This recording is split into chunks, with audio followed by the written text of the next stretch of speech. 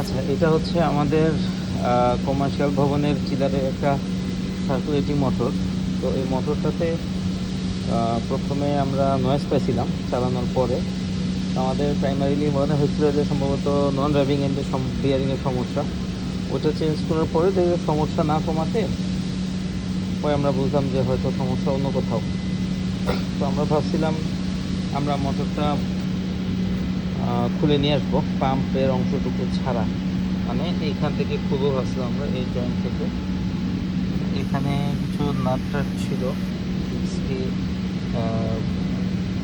হেক্সটি দিয়ে খুলতে এরকম কিছু নাট ছিল। আমরা ভাবছিলাম প্রথমে আমরা পাম্প না এনে শুধু মোটরটা খুলে নিয়ে আসবো, আবার কাজ করে লাগিয়ে দিব। কিন্তু পরবর্তীতে এখানে এই যে কাভারটা আছে এটার ভিতরে দেখা গেছে পাম্পের সাথে মোটরের যে কানেকশনটা একটা বুশের মাধ্যমে ওইটাতে খোলা সম্ভব হয়নি স্পটে। পরে আমরা পুরা পাম্প সহ পাম্প এবং পাম্পের ইম্পেলার এই দুইটা সহ এটা এখান থেকে এখানে যে বোল্টিংগুলো ছিল এগুলো খোলার পর ইম্পেলার সহ খুলে আসছি। খোলার পরে আমরা এটা নিয়ে আসছি। তো আনার পরে মেশিনারিকে দেওয়ার পরে ওরা এই পাম্পের অংশটুকু খুলে দিয়েছিল। পাম্পের অংশটুকু খুলে দেওয়ার পরে আমরা বেয়ারিং চেঞ্জ করছি, তারপর মেশিনারি আবার ওরা পাম্পের অংশটুকু ইনস্টল করে দিছে।